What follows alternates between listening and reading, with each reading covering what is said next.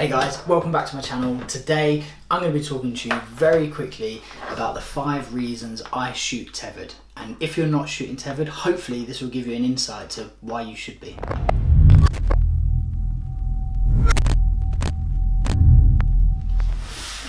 So first of all, why would I shoot tethered? Now let's talk a little bit about what tethering does. Tethering basically takes the content from our camera and moves it directly into our computer.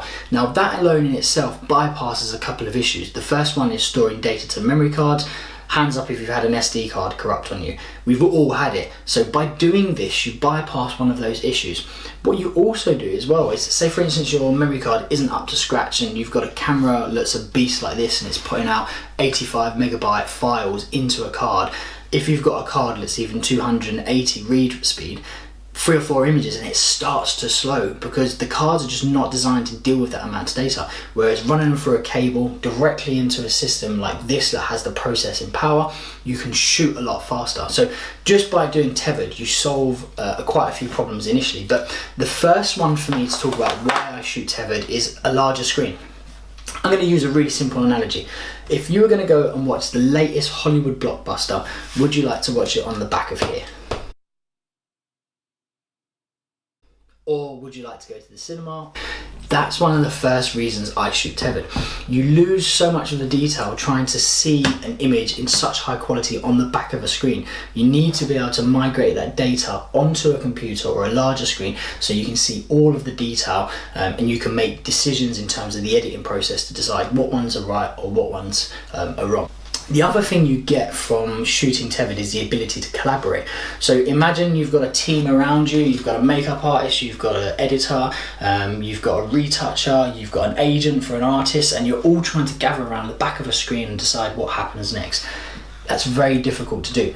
So by using a tethering solution, what you do is you open up the ability to collaborate with other professionals in terms of a shoot. So for instance, if you were shooting a high-end fashion shoot and you needed a retoucher on site, straight from camera to the retoucher's computer, they can make the edits, send them away, and that's it, it's done. And you wouldn't be able to do that on the back of a camera, it would be limited. Third reason is because you've got a larger screen, you've got the ability to collaborate, it becomes more quality centric. And what I mean by that is, normally if you were shooting portrait out on location, you wasn't tethering, you would shoot the images and you would come back and then you would start the editing process and you would start to work out what ones are right or what ones are wrong.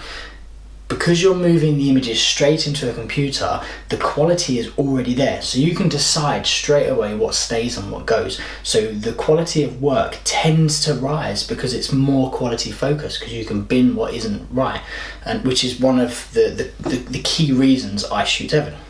What you also get off the back of that as well is combining that collaboration with quality focus is real-time feedback. As I'm shooting, the subject I'm shooting or their agent, they can come and have a look at the images and see the direction of the shoot. So everything's happening in real time in the best possible quality ever, as opposed to having to get people congregating around the back of here.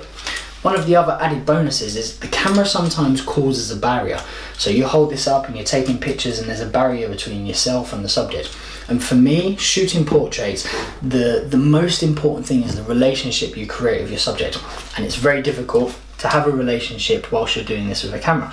How awkward does it feel already? You lose the engagement or the pathway between yourself and the subject. So I try to remove this as much as possible. And tethering gives me the ability to bring myself, the agent, the client, the subject, whoever it is, onto the same plane to be able to look and review the images and decide where we go to next on the shoot. The last one, number 5, is basically data storage.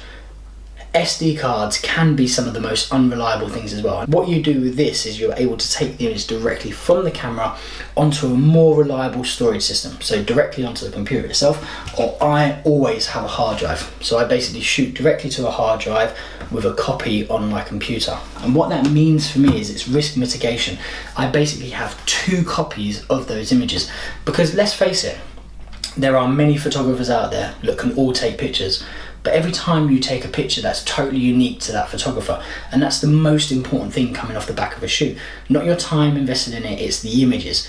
If, say for instance, you shoot and all the files are corrupted, yeah, that's it, it's game over. You can't go back and recreate that. So the most important thing is basically to get replications of the data, to store them, to make sure you're safe. So I can keep one on the computer, keep one here. So hopefully that sums up why I use a tethered solution. My advice is, if you are going to consider shooting tethered, there is no other option bar the Tethertools guys, and the reason being is the cables they use, they have far less impedance, which means the data can travel at a faster rate to get from the camera to the computer. They're brightly coloured, which means you won't trip over them in any environment because you can clearly see what's going on. And some of the other things they do as well, like this guy here, this is called a jerk stopper, and what this is designed to do is this would plug into the side of my camera, the USB would plug in. If the cable is pulled, it doesn't pull the USB from the cable, it takes the tension on here, which is great. So say for instance you did miss the bright orange cable and you kicked it or tripped on it and it pulled, it would pull the jerk stopper before it would pull on the USB port, and that just shows that that Tethertools as a company are thinking about all the aspects of using their kit on a professional shoot. And that's probably the point I want to close on. I have never seen a top-end commercial shoot done in a studio not tethered. They're always tethered, and the reason being is this is the solution for professionals, because as a professional you want to ensure quality is there, you want to mitigate risk, you want the ability to collaborate, and without this it's very difficult to do that. So hopefully that answered any questions you have. If you have any more, pop those in the comments below. I'm always happy to help, and yeah, I'll see you next time. Take care.